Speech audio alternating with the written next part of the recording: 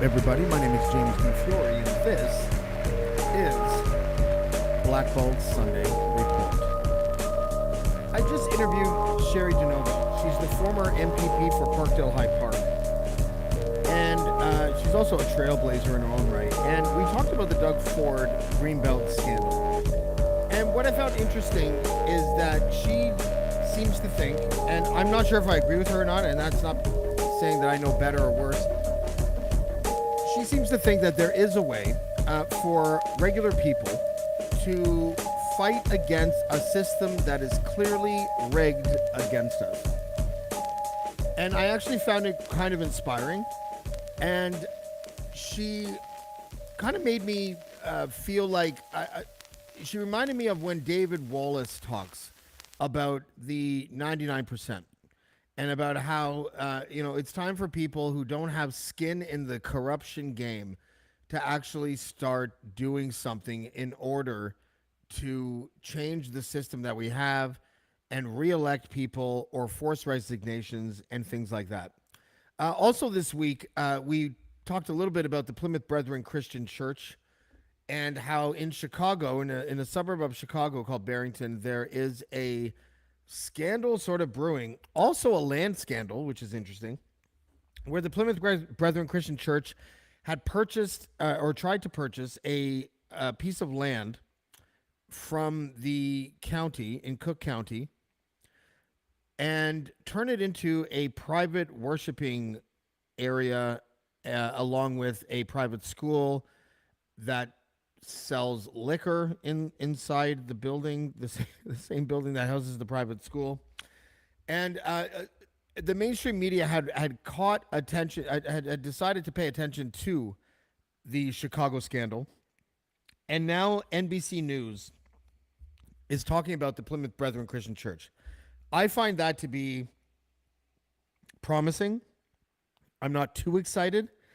I'm trying to keep it all together, and I feel like with those two things happening at the same time, there might be some way that at least one of those two scandals, or possibly both, or possibly neither of them, will reach a crescendo where people can start paying attention to the corrupt officials, or in the case of the Plymouth Brethren Christian Church, the religious cult that corrupts politics, and start to chip away at the power that they have. And with me tonight to discuss this is former political fixer turned whistleblower, and his name is David Wallace. David, how are you, buddy? Can't complain. At the beach on a beautiful day with the family. Glad to be here. You do have beach hair. You look like an extra from Baywatch right now, and I'm proud of you. Okay, so I wanted you. You're on every Sunday now for the Black Belt Sunday Report, and I am hopeful that since the last time we talked to you, are there any other insights that you have gleaned? And if so, specifically, what are they regarding all of the developments in the Doug Ford Greenbelt scandal, including Mr. X, including the man known as Phoenix Kiss, and what their roles were? I heard he's a fixer. Can you give us a little bit of background of the things that you have found out about that? Absolutely. Press Progress about a year and a half ago came out with a nice story about Doug Ford and Frank Cleese, Corey Welton, and a few other merry men in Premier Porky Pig's cabinet, and the back channels that I had built in by introducing them to some diplomatic staff from the Russian Federation. Things were moving along just swimmingly. And then when I stepped out, things kind of fell apart.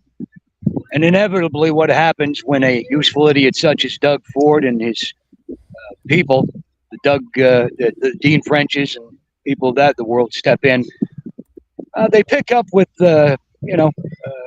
flashy bottom of the barrel facilitators like these gentlemen who have poked their heads up. These are conduits to organized crime, bikers, low-level mafia. It's a free-for-all, and should show Ontario how out of control things have become.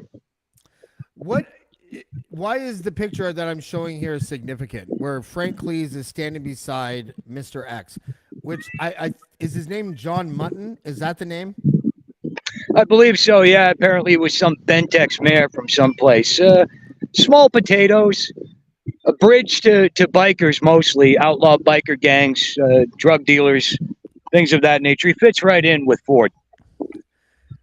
Why are we still sort of wondering whether or not the RCMP is going to press charges? What are you confident? And I asked the same question to Sherry DeNovo a couple hours ago. Are you confident that the RCMP is going to conduct a robust investigation into everything that's going on? Absolutely, so that the compromised personnel in place can ensure that they get their cut of the profits. We have to stop fooling ourselves into believing that our law enforcement is independent and impartial. Unfortunately, at this stage, the RCMP and the Toronto Police Service, the OPP, all of the policing agencies in the province of Alberta, these are the de facto partners of the developers, the organized crime, the biker gangs, and these criminals posing as politicians. There will be no investigations of any substance, and there will be nothing handed down unless the public demands it. Let me ask you a question. We talked off air about certain developers that you don't feel comfortable naming on air, and I won't name them either. But why is it that in 2023, when it comes to a scandal and a story like this, what does it say about our politics, about our media, about our society in general, where even people like us, who usually throw caution to the wind, are afraid to mention some of these businessmen by name? Why are we afraid to say their names?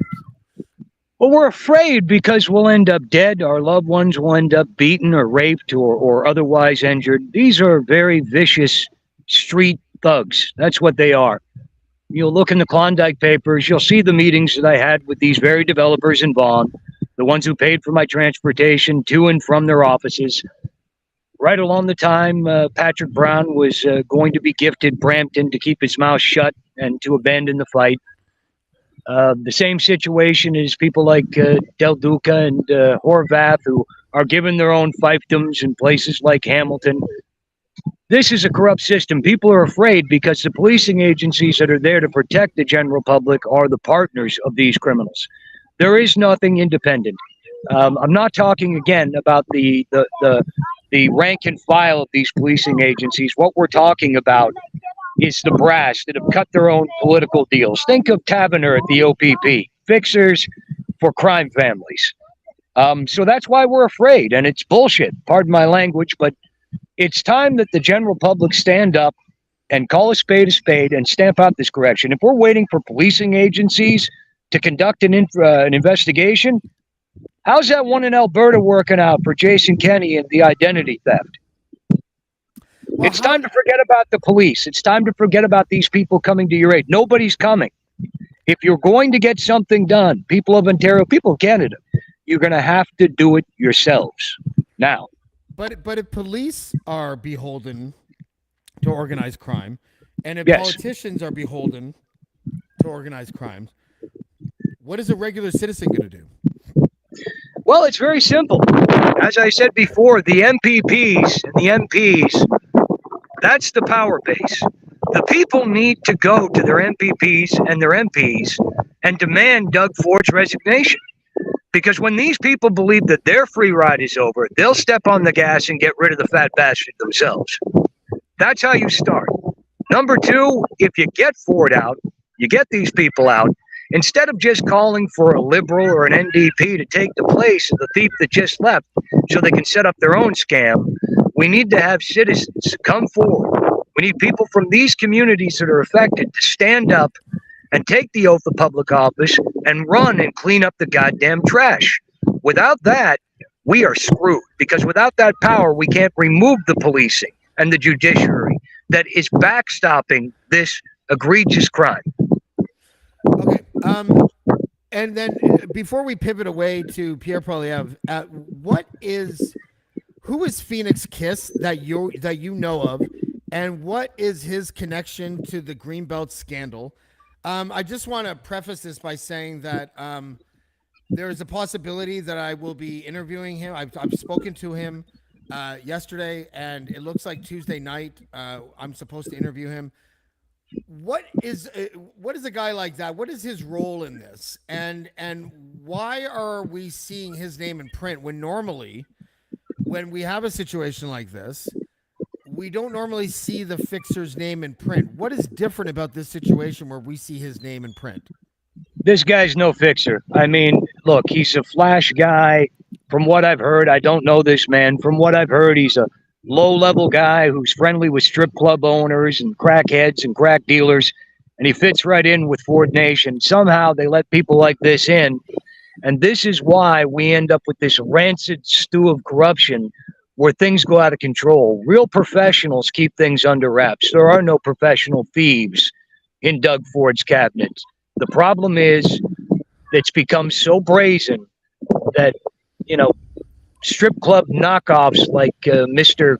Kiss or Ear Hair seem to pop up. It's look, I've spent the last 2 years pulling every card I got to shake every tree and burn these fuckers to the ground. And the stuff that's been coming out the last 2 years is because of that. You see people like Jordan Roberts on Twitter and other insiders who have had enough, who have also started burning their little houses down. And we're not going to stop until it's a 3-fire alarm. So is Phoenix Kiss sort of like the Sandro Lisi of this situation? Do you remember Sandro Lisi? I do remember Sandra Lisi. I got to be honest with you. I know every rat in the closet, and I had never heard of this guy. Never. Oh, really? Ever. Some people say he doesn't even exist. You know, I've been Facebook friends with him for about 10 years. And I've contacted a couple people, and he does exist. He's gone to a friend of mine. He went to a bunch of his events back like 5-7 years ago or something like that. He's described as like a party guy, you know, friendly but kind of douchey or something, you know, like and you know, the two people that I spoke with that have met him personally, you know, just said he was just sort of like a character, but nothing, you know, nothing really stood out. Wouldn't surprise me. Unfortunately, there's so much criminality inside that cabinet that a friend of a friend, and those type of friends have friends like Mr. Kiss, I suppose. I just, it's an embarrassment to Ontario that we're getting soprano knockoffs on the front page of newspapers. It's a pretty goddamn sorry state. Yeah, these are the guys. These aren't even soprano knockoffs. These are the guys that get whacked in the parking lots on a whim by a soprano knockoff. Right? Absolutely. Like okay, let's pivot here. Out of Chicago, in the suburb of Barrington and Cook County, the Plymouth Brethren Christian Church, not used to this, but they were the recipients of protests and mainstream media outlets, complete with helicopters that were flying over the gymnasium where they had to hold their council meeting because there were too many residents that showed up to protest against the Plymouth Brethren Christian Church purchasing a plot of land in a Chicago suburb. And it started to get me thinking about everything that's happening in Canadian politics, not just with the Greenbelt, but with the one thing that we don't talk about all that much, which is the connections between Pierre Poilievre and the Plymouth Brethren Christian Church. Can you please inform our audience as to what those connections are? Absolutely. Pierre Poilievre has been, since he started in politics, tied to the hip of one Gerald Chapor, partner at Miller Thompson. Gerald Chapor is the most dangerous right-wing operative in Canada, and he's moving up the ranks in North America. Gerald Chapor is a facilitator. He is also the man that is, with Stephen Harper, been the architect of Pierre's rise. Pierre is intricately tied to the Plymouth Brethren because the Plymouth Brethren are the largest client of Gerald Chapor. They are a religious organization in name only. What they are is an extreme right-wing terrorist organization that uses the cover of religion as a money laundering facility to bring cash forward in an underhanded black bag manner, which finances sniper attacks against progressive movements in this country and the United States of America. Gerald Chapor has worked with people like Mr. Cruz, Ted Cruz, an Alberta connection, a Canadian boy, by the way, who passes himself as an American Texan and a Republican. What he is a fascist. These are fascist individuals who are all part of Stephen Harper's IDU. And that's a fact because I worked for them. So what is Pierre Poilievre's intimate connections with with the cult? Because Gerald Shapur is the general counsel for the Plymouth Brethren Christian Church. Absolutely. Are there any other connections that Poilievre has with this cult? Well, I'll give you an example. Look at the client list that I had when I was in Alberta. The former Attorney General or Solicitor General, whatever you call him, thief in charge, Jonathan Dennis, Alan Hallman. Coincidentally, all great friends and partners of Mr. Chapur. I understand that there was a woman involved in the Sean Chu sexual allegations who was recently charged with extortion. And my bet is that she didn't extort anybody. I don't know the woman. I don't know the details of the case intimately, but I do know enough I know that where the woman. there's smoke, there's fires. You do. Yeah. But this is an example of the judiciary in Alberta being bent to the will of these criminals. Pierre Poilievre is partners with Mr. Jonathan Dennis. Mr. Jonathan Dennis works hand in glove over cocktails at Earl's in Alberta, in Calgary. Pierre Poilievre knows every step of the operation, every step, and he is nothing more than a lapdog for Gerald Chapur and Stephen Harper. Stephen Harper is, right now, vying to become Prime Minister of Canada once again. He's doing it under the guise of Pierre Poilievre, but it is Stephen Harper, and make no mistake.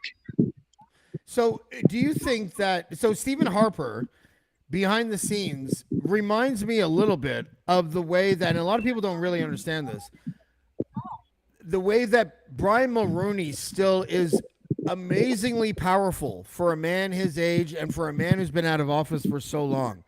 Stephen Harper is another one of those guys, isn't he? Well, I'll tell you one thing, and you know, you've seen the emails from Mr. Mulroney in the Klondike Papers. Brian Mulroney ordered the rub out of Patrick Brown in conjunction with his partners overseas.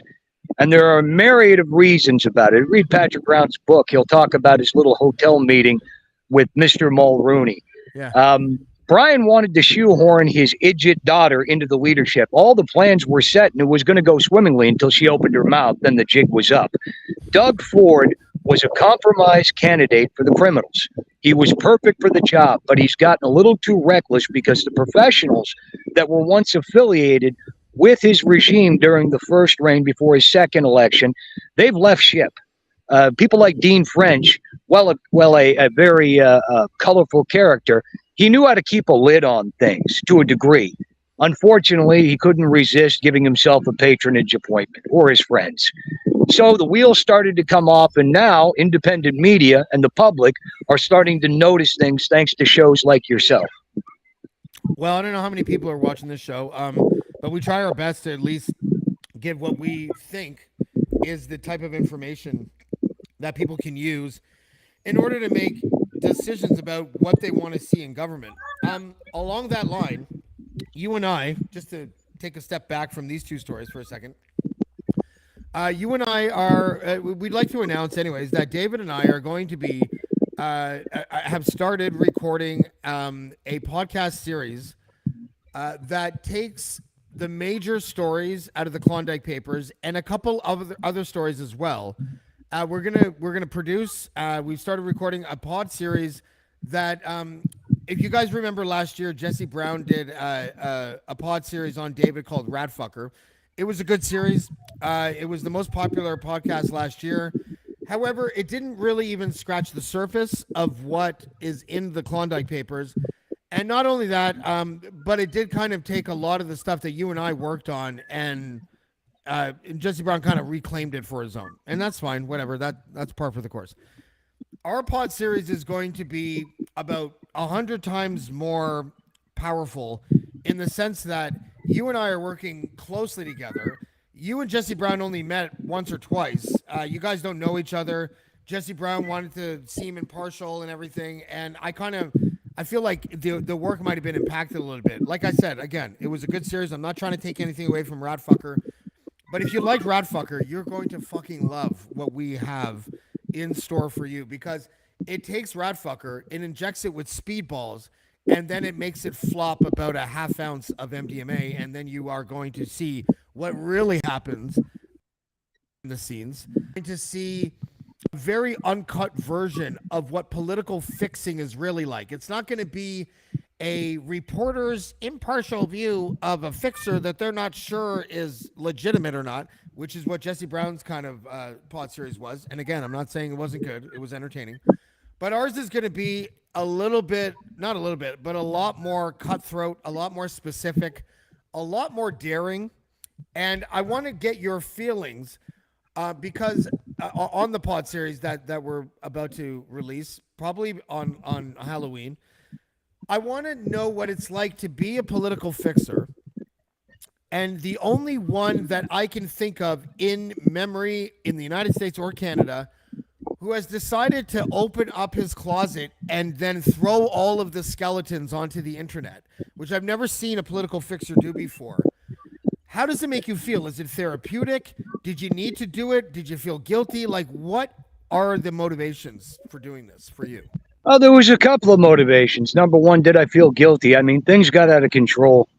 Before it was a free market, all politicians had the same level of corruption and stink on them. And it was just normal course of business, but it's become egregious. It's out of control. And the Richard Marsh situation was really what tipped the scales for me. I mean, finding somebody is one thing. That's what I do. It's why the Sherman family hired me. It's why Tom Klatt, the lead investigator in Greenspan, hired me. I'm not making claims I can't back up. It's all in the papers, the bank transfers, the emails. The reason is because I'm good at finding things. I found Mr. Marsh, and once I found out that not only was he a whistleblower, that he had never harmed anybody in his life, and that they were, by at least in my opinion, and I'll be very clear about that, all signs given to me, was they intended Mr. Marsh great harm, if not death. That really tipped the scales. And when I stood up for him, and myself and Nathan Jacobson removed him from the situation and put him overseas, we thought he was safe, but that's when they started coming after me. They got me to Alberta and made it very clear to me that I wouldn't be paid anything I was owed unless I gave up Mr. Marsh. Fuck you. Time to go to war, and I'm going to bring down this whole playhouse because these people haven't seen anything yet. Anything. And I promise you, Mr. Jonathan Sherman, and I'm Adam Paulin, and I know you'll be watching. And like I told that reject crew IDF idiots that you had in that hotel room in Vienna, I'm going to close this out because we both know exactly what happened. And the TPS, they're not going to help because they already helped enough when they secured the scene for Mr. Klatt and the other former TPS cops who helped you kill your parents. But we're going to fix it up, and we are going to get to the bottom of shit. I may not have much time left, but I promise you, everybody's going to be seeing in crystal clear 4K vision when this is done. That was David Wallace, endangering my life here on Blackball. No, I say that because I just had a Lachlan Cross moment. Every time you're on the Dean Blundell show, Lachlan Cross sits there and he's like holding his head, and he's like, there are so many things that you just said in the last 60 seconds that, first of all, half of the audience doesn't understand.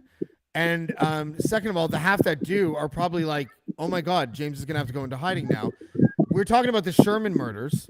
Let's leave out the details. Let's not expand on the details that you just gave. But part of our pod series is going to be a never before seen angle of the Klondike Papers, complete with receipts. With recordings from the people involved. That's right, with recordings and receipts. And we've been sitting on this for about a year and a half, and we've been talking about this behind the scenes. Honestly, guys, if you really want to know the truth, it is very difficult to come to a decision to release stuff like this when you're a guy like David or a guy like me. Like, listen, I'm reporting on cults. David is refuting cults who are paying him to kidnap people. You know, we're trying to deliver news and current events in a way that lifts the curtain. Unfortunately, behind that curtain are cults and mafias and intelligence people and private mercenaries and all of these things. And eventually you get to the point where you're just like, should we just say fuck it and do it? And trust me, we're not Alex Jones. We're not trying to just stir the pot to make money. Trust me, if I was making money, I wouldn't be wearing a t-shirt. I wouldn't be like, there'd be a lot of things happening for David and myself that wouldn't be happening right now if we were making money. I'd still be fixing. Yeah, you'd still be fixing.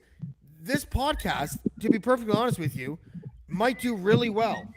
It's still not going to pay us the type of money that we think we would need in order to be protected from these people that we're trying to expose. Why are we doing it? I don't really fucking know, to be honest with you. I'm not sure what my motivation is, other than if someone is going to do me harm because I'm trying to tell the truth, I'd rather be have harm done to me because of truth telling than some other fucking reason. And stories like the Sherman murders has been going on for what is it, 6 years now? Yeah, it's been since Christmas 2017, and the reason I'm still doing it is this. Because I got to look at my kids every day, and I got to look at other people's kids. And if we don't do something now, our kids are going to grow up in a world that's run by organized crime forever. And if we don't stand up and do something now, we're going to fall. And it's my business, and it's everybody else's business. And if we step back and we walk in and shut the doors and say, my family's safe, fuck the rest of the world, what's going to happen? What kind of people are we? We're here to take back Canada, and that's what we have to do. Really take it back for the people.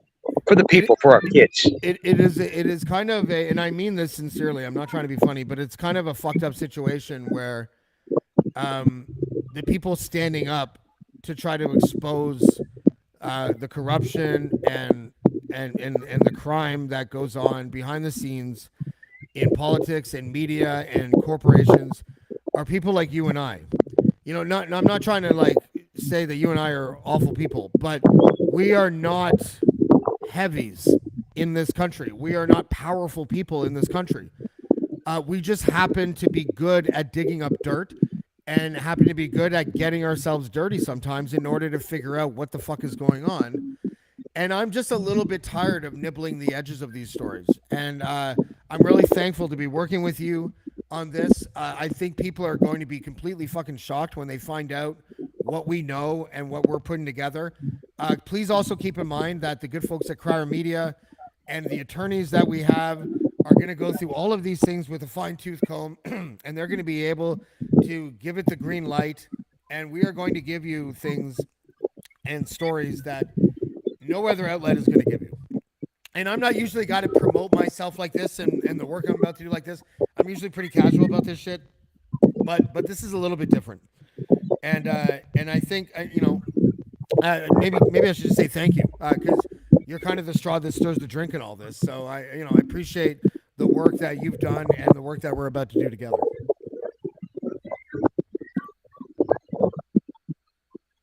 That's when you say something. Well, I appreciate it, and let's do it. So I'm going to sign off now and allow you to do the wraparound, but let's hit this hard and let's make it count. We're only going to get one shot at this. Canada, we're screaming in your ear. Let's wake up and take out the garbage. Let's do it. And also, if it doesn't work out with the pod series, I think we should go and try you out. You can go with Douglas, who's a Saddam Hussein impersonator, and we can do a satire of Where Are They Now? And you can be Fabio, retired in the park, trying to figure out how to get a hair shampoo sponsor. So, David Wallace, thank you very much for joining us, and we'll see you soon. Tally ho.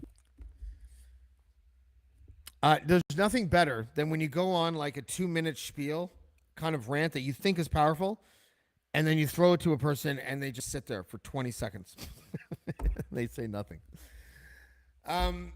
But seriously, everybody, this is this pod series coming up. I already have detectives following me around here and there, and I have since last year, since I started reporting on the cult. When I was in Creemore, I had to file a police report. I have this one truck that keeps on going by my house like every other day at like 5 kilometers an hour. It just slowly goes by.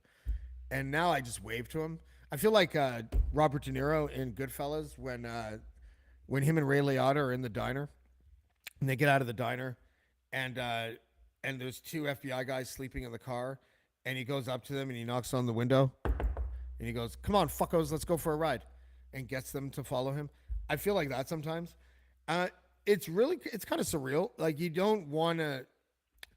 First of all, you don't want to think that you're paranoid and you're imagining things, and then when you realize you're not, because you talk to people like David. I talked to Nathan Jacobson. I have now my own investigator. that I turned to because I needed one, not just for the work that I'm doing, but even for my ex. Like, I honestly needed a private investigator to keep tabs on people who were attempting to keep tabs on me. And this pod series, if my life wasn't turned upside down before, my life is about to get a lot crazier after this comes out. So we're looking at a Halloween release date. We've already started recording, and we haven't come up with a title yet, but it's going to include a lot of the stories in the Klondike Papers. And just to give you a little teaser, I'm also including a chapter which is David Wallace's origin stories. You know how like comic book characters have their origin stories? We are going to go back to when David Wallace was like a plucky 19, 20-year-old, getting handed paper bags full of money to drive across the border before they ever looked at licenses, in the 80s or whatever, and hand money to a sitting elected official in New York and then drive back. And how that was like his first gig, and how how does one become a fixer? It's not a job you can apply for. You have a certain skill set, and that skill set translates into becoming a good fixer, but you need to be noticed by somebody. You need to be tapped on the shoulder.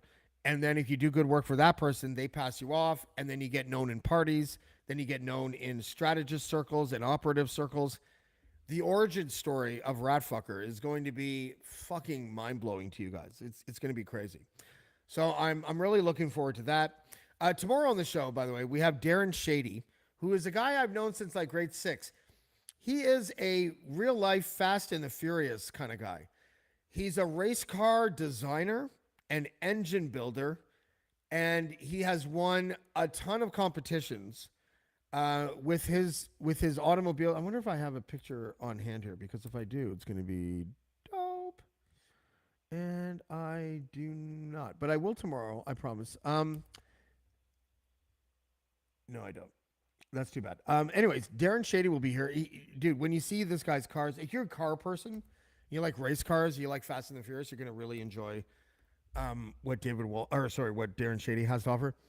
And then on Tuesday, and this is tentative, Phoenix Kiss, the man implicated in the Greenbelt Scandal, who apparently facilitated a $1 million commission on behalf of Mr. X in the Greenbelt development deal. Phoenix Kiss has agreed to come on the show. Now, let me just say for the record, because I know lawyers exist, because I know that there is a very good chance that Phoenix Kiss is going to talk to a lawyer between now and Tuesday. I'm not holding my breath. It's right now, I would say like a 60-40 that he will come on the show. But if we want an insight, or at least if we want to watch a guy squirm for a half hour, 45 minutes, please join us on Tuesday, because Phoenix Kiss has said that he's going to be here. So until then, we'll see you next time on Black Bolt. Black Bolt. Black Bolt. Black Bolt.